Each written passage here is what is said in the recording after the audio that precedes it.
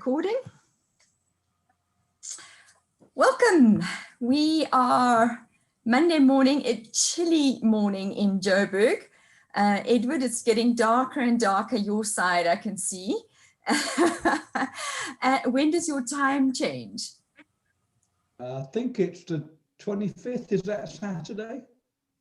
Okay, so it's Sunday. Yeah, I think 20. And then you may disappear off for a while. I'll have to think about it.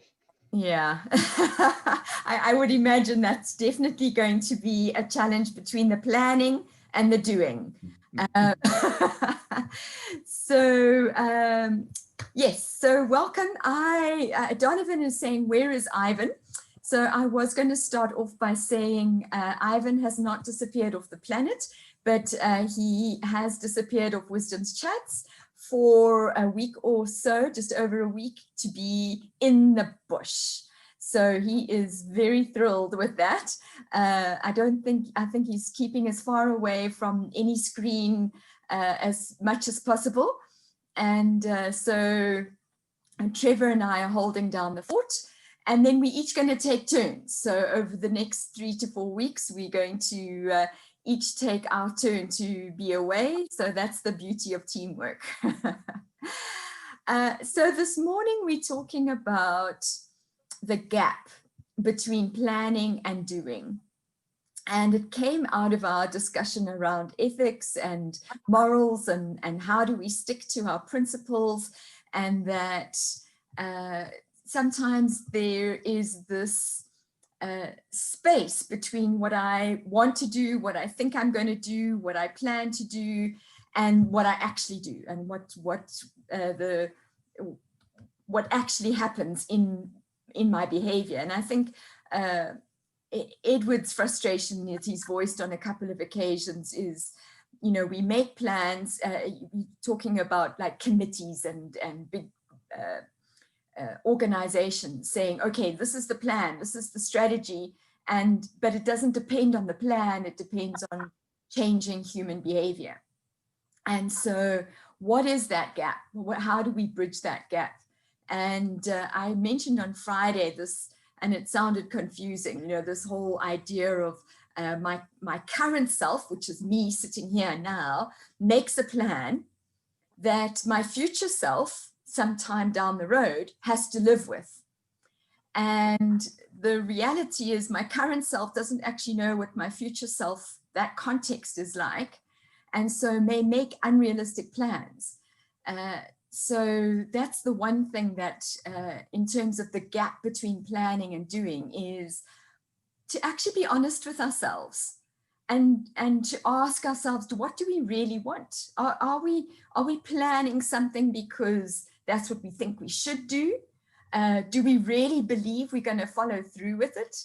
And so it's about an honest assessment of what is it that I want, and am I really going to do what I say I'm going to do? And if I'm not, stop fooling myself. So that's the one thing. The other thing is that the future self needs to have some sense of commitment that says, okay, you made a decision, you know, a while back. It might even have been the day before, or it might have been months before. And that decision was made with all the right intentions, with everything that you had at your grasp, and it was believable and important. And so although you as the future self now have to make certain sacrifices in order to achieve that, then you must live with it. You must now deliver on what your previous self actually decided. So there must be a level of commitment. And then the last thing that I want to say that I think we have to manage when we talk about planning and doing is the difference between distractions and dealing with changing contexts.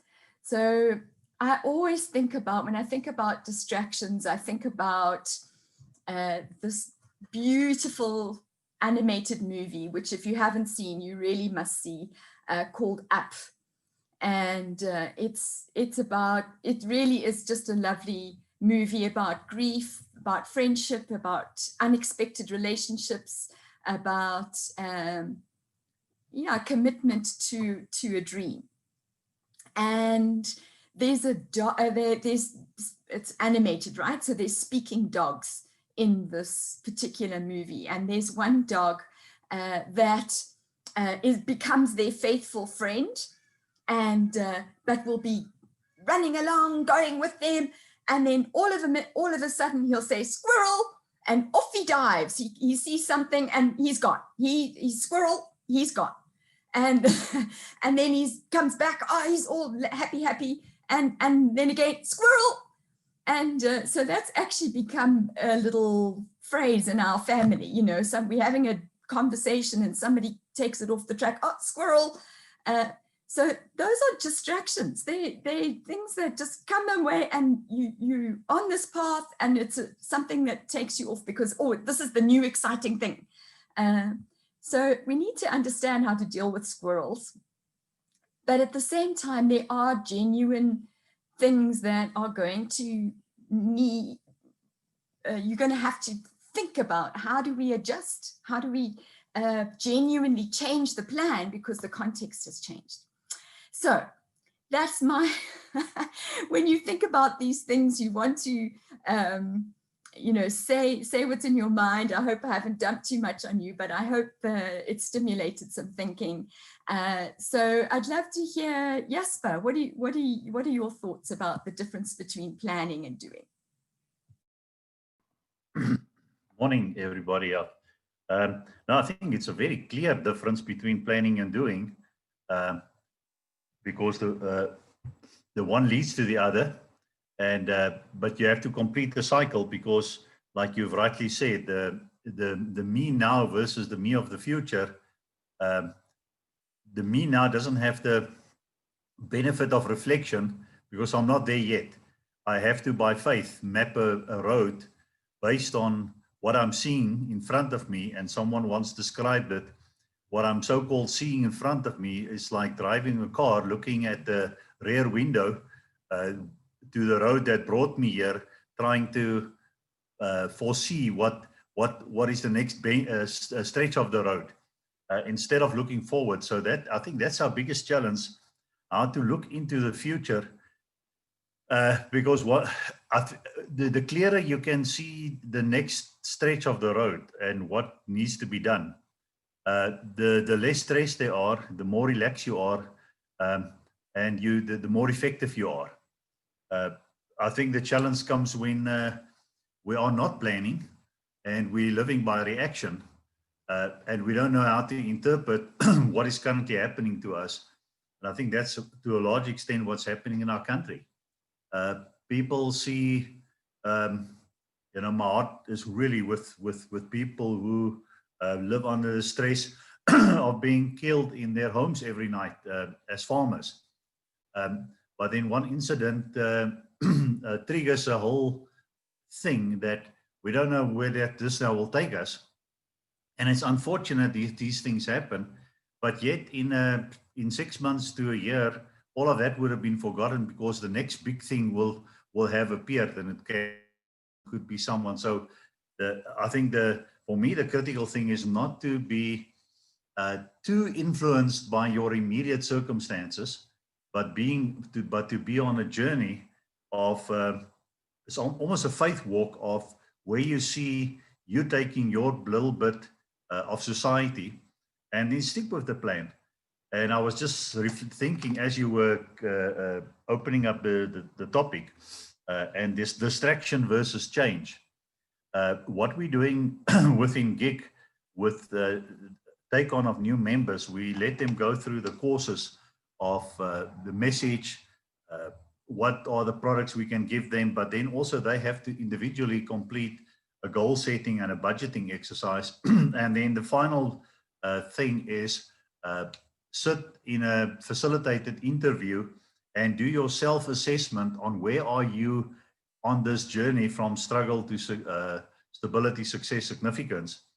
And part of the tools we use is to then say, where do you see yourself 7 years from now as a family? What are the issues that you face? Where do you see yourself 21 years from now as a family and the issues you face? because anything that affects your family affects you, and you need to focus on it because that emotional thing will spill over soon. And then bring it all back to now that you've identified the big rocks with which you want to fill your jar. You only can focus on the next 12 months. So where is that focus? So in the next 12 months, what can you do about your next 21-year journey? And I found that people that have committed to that exercise navigate through the challenges of life far easier than those who don't have that sort of focus. And I find in myself as well now that I become more and more reluctant to meet new people because for what I need to do for myself and the journey I'm on, I think I have my team in place and my collaboration with strategic partners. And I'm very reluctant almost to meet new people that want to meet with me because I can't see how they can now add to what I'm busy with, and therefore they will almost just steal my time. Yeah, so I think, there's not much more I can contribute apart from saying that this planning of the future is literally a walk by faith, but it makes it easier if you've got a clear idea of who are you and why are you here on earth.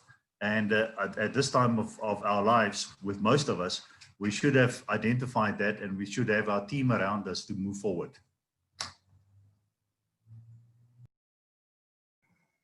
Such clear thinking, Jasper.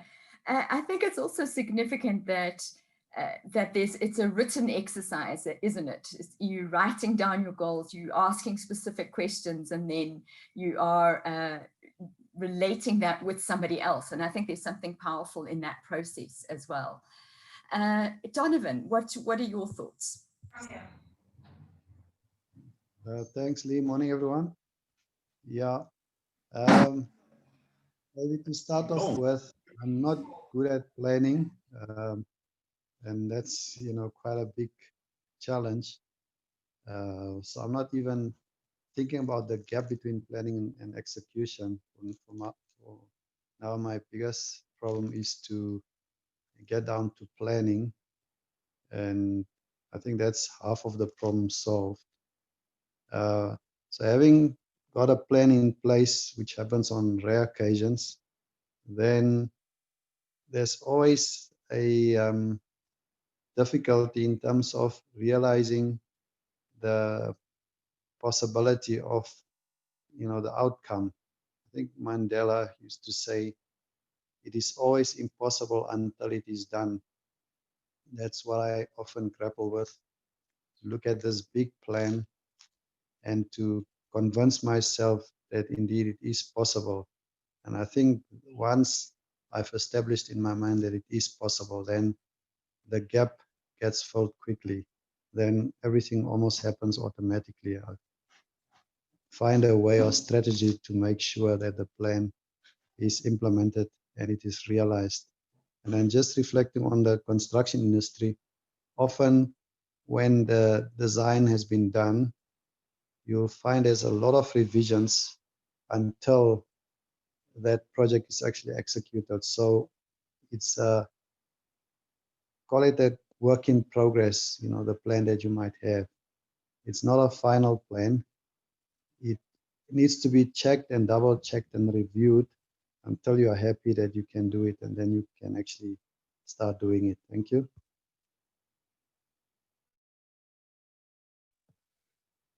Thanks, Donovan. It seems strange to have a construction engineer who isn't a planner. So I'm a bit concerned. But thanks for that. Trevor, Kati, what are you thinking? Beautiful thing about creating the life you want is it takes you a while to wake up and realize it's your life and it's what you want. So that being said, once you've got your head around the fact that you can create whatever it is that you want, that's the first hurdle. And the second part of that hurdle is actually getting to master plan it, to blackboard it, and to understand that a master plan is variable. There are a couple of things that change as you go along. This Trevor of tomorrow is definitely not the Trevor of my 20s. You know, you learn more, your networks and relationships develop, your personal experiences become more a driver of what you thought was what you wanted and what you really want. And your distractions. The older you get, I think the less squirrels you have running across your path, because you start understanding, like Jasper said, that these things are just going to steal your time. And yet, if you don't have a master plan written down, and preferably put it in a book and publish it, like some people on the screen, because then you've got an accountability to a lot of people. And if you've got accountability, and that's what's so lacking about the 7-year and 21-year revision, but you really have got to also understand that as much as we can plan, I think the creator of all planning just kills himself laughing at times, because, man, we can plan and plan and plan, and the very next day you can just wake up and your whole plan's gone to a ball because you didn't ask for some guidance. And so to close, I just want to say the shortest distance between a problem and a solution is the distance between your knees and the floor. So the one who gets to his knees on the floor first is the one that'll have a plan that'll probably stand longest.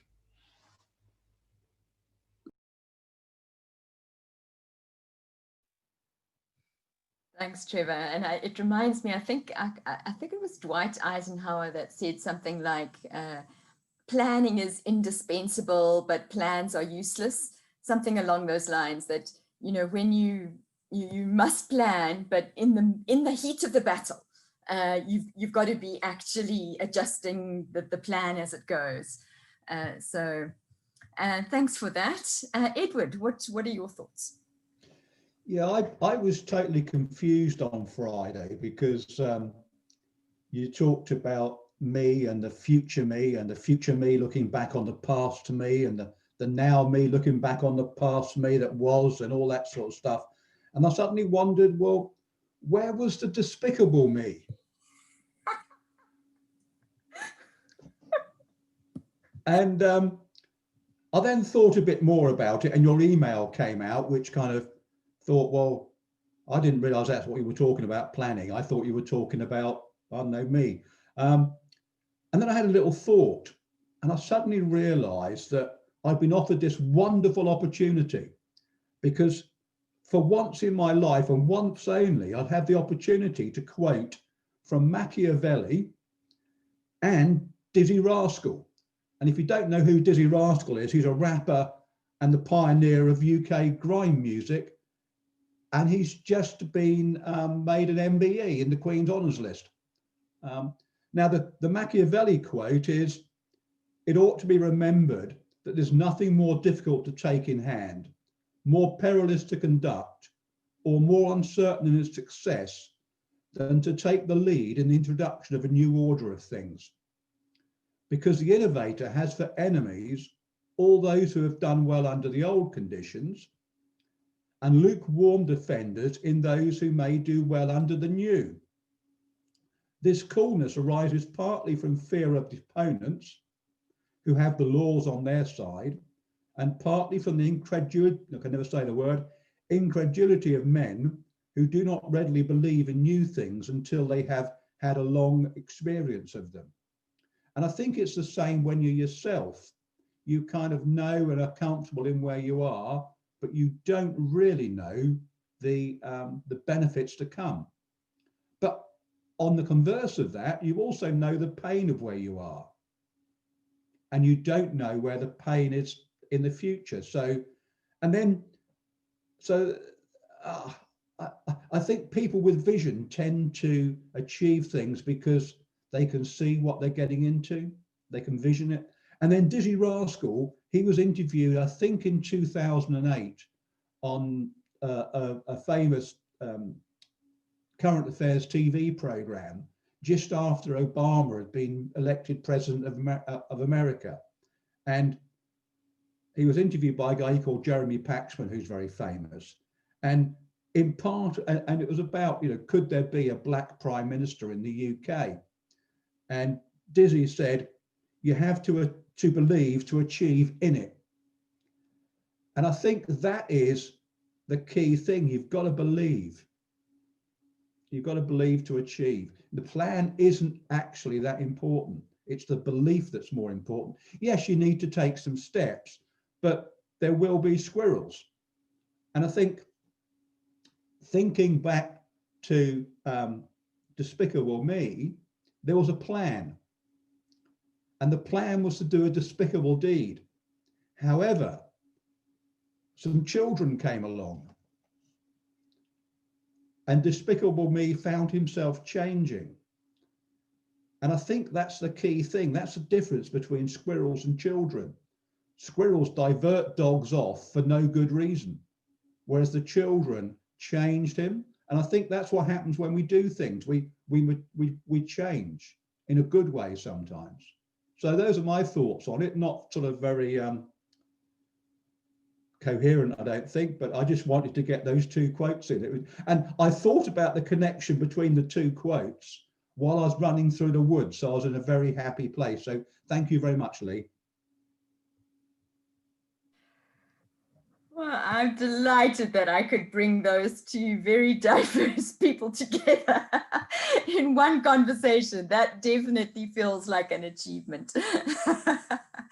And as you say, Edward, it's the when you do something, which is what Wisdom's Chats was about, is like, okay, let's do this. And then you have these amazing conversations that were completely unplanned, and yet they emerge when you actually step out. So it's an interesting inverse on the planning and then the doing. Sometimes you just do, and then things that were unplanned start emerging. I think that's great.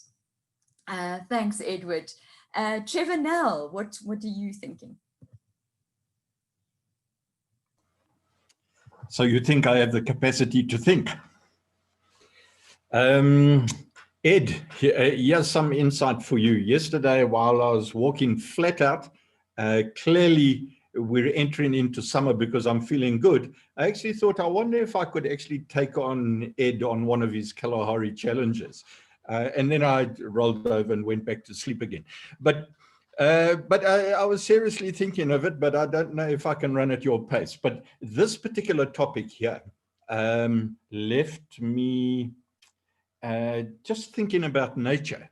And I don't know if any of you have been watching this Wild Earth channel. It's starting now 5:30 in the morning through to 9 o'clock. And then it starts again at 3 o'clock through to 6 o'clock. It was the Sabi Sands and Masai Mara, Serengeti National Parks. It was their answer to being locked down. And it is the most amazing, it's on channel 183, Wild Earth, it's called. It is the most amazing reminder of nature on this planet. And Ed, I'm going to leave you something. Carl Sagan, I wrote about it, or I wrote it down, the tiny dot. Go and do that. I'm also going to go and do it. I heard that little poem being put out today. It sounded phenomenal. And just thinking about nature, I think I've been fortunate growing up in the middle of Africa and then coming in, running comrades, doing the doozies, being out in the surf, because I've almost always been one with nature in the activities that I've done. And to give a metaphor of what this topic makes me think about, it's paddling. So in all the races that I did, when it was the doozies or going out to do the Amkamas or do various different rivers, which were an adventure, we'd be sitting in town, we'd take a decision, listen, let's get out to the start of that particular race. We'd have a quick look to see what's the rough route of that race. Then we'd get there to the start, and it might be absolutely bony, or it might be in total flood. You would have no idea of what the conditions are. but you already took the decision to get to the start. So you put your canoe in at the start and then you go. And immediately you're confronted by a river that splits. Now, what do? Which channel do you take? And you take different channels at different heights of the river. And if you've never done them before, you've got to take a snap decision. Otherwise, the river will take the decision for you. So when Lee talks of these things, these squirrels and distractions, and I love the fact that you talked of kids coming along and they change you. Wait till you're a grandparent and something comes along and distracts you a little bit. Those are fun times.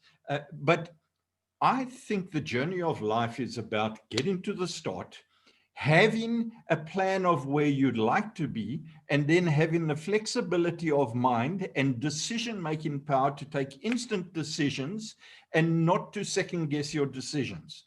Because whatever channel you're now in, you have to reshape your decisions, but make certain that you're going in the general direction of where you want to get. It might take you a little bit longer, or you might be getting there quicker. But I think it's about the flexibility of understanding that we live on a planet that has natural laws. There's superb mathematics throughout the universe. And if you're at the start and you're aiming down there, if you're not taken out by a pantechnicon on the river who's completely lost, so it must be a freeway over the top. I'm going to mix plenty of metaphors here. You should be able to get down there sometime soon. And I'm reminded, as I said that, my mate and I, we decided the Amkomas was in absolute flood. And we were known as Big River Boys. So naturally, we had to go and do this thing in flood.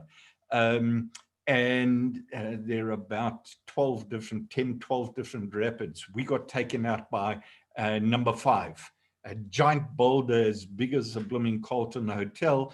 And the decision that we took, my partner was in front. He took the decision, took us right into the middle of the rock. Within about 15 minutes of the start of this thing. And it took us about 2 days to get out of that valley.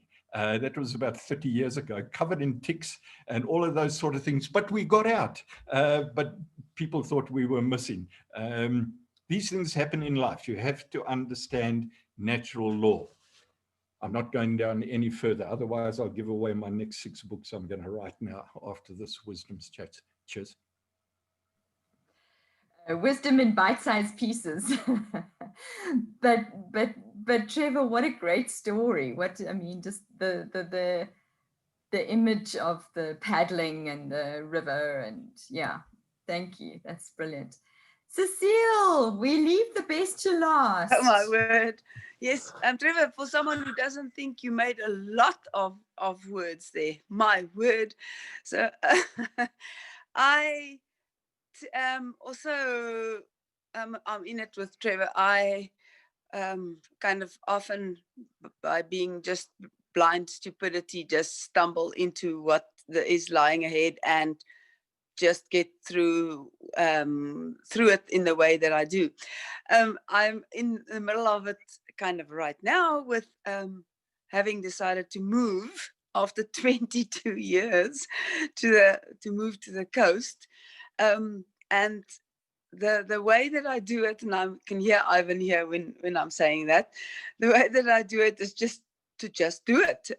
When I decided, okay, we're going to move, the very next day I started collecting boxes and I started doing the things that I think one should be doing: packing, sorting out, throwing out, because I'm not very good at throwing out. But once I've put my mind to it, I've actually thrown out, donated, and I've decided not to sell anything, just to donate it to people that really want it.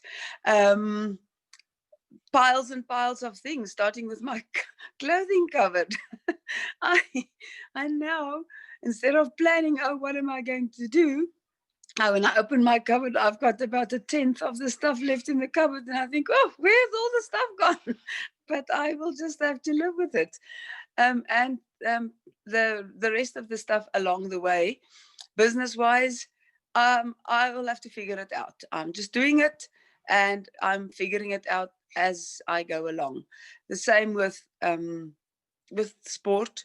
where in the beginning of lockdown, they said there's going to be a second-hand grading when we open again and we can do sport again. And I don't care if there's anyone else doing it with me or what. I am doing it because now someone is phoning me.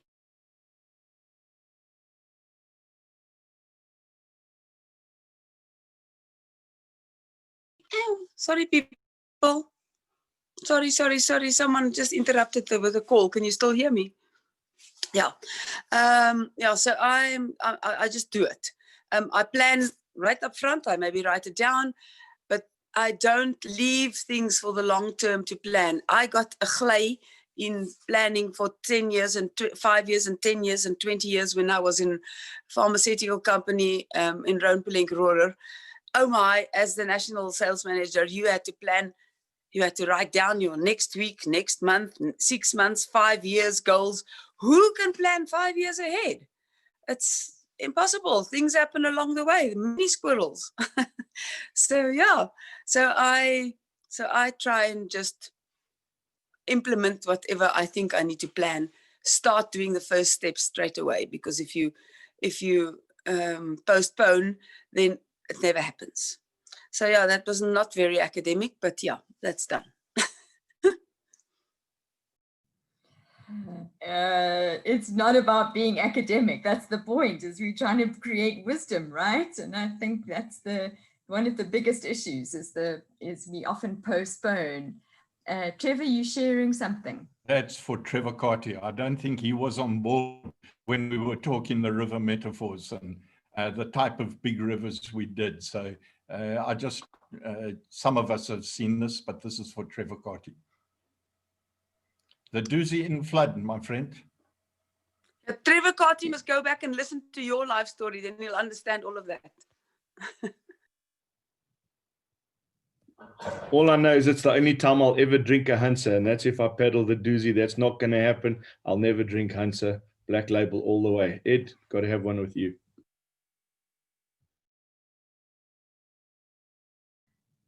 Well, that sounds like a plan. And thanks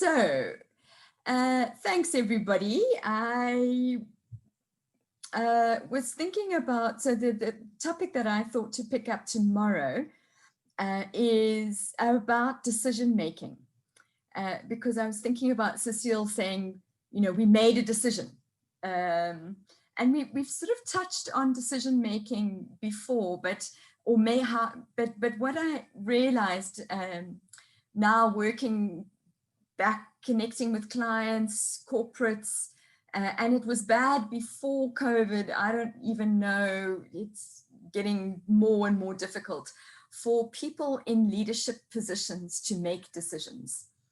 They are so concerned about consequences, about ramifications, about the accountability that'll come back on their shoulders. And so decisions get hedged and pushed backwards and forwards. And what does it take to make a decision? What are the factors that influence our decisions? And can we create, just reading things for CEOs, surveys, and 9 times out of 10, they're saying we need decision-making skills. So what is that? What is a decision-making skill? Can it be taught? What are the things that actually help us to make decisions? So let's think about that for tomorrow. And then we're also going to hold in mind, Donovan has not shared his story with us. So I've just checked with him. So Donovan has said yes, in an unstructured way. He is happy to share his story with us. So we look forward to that. And so I think if we can see that happening in the next few days. So Donovan, this is your heads up of a couple of days notice, so that we can listen and share in your story by the end of the week. That would be great. So see you all tomorrow, everybody.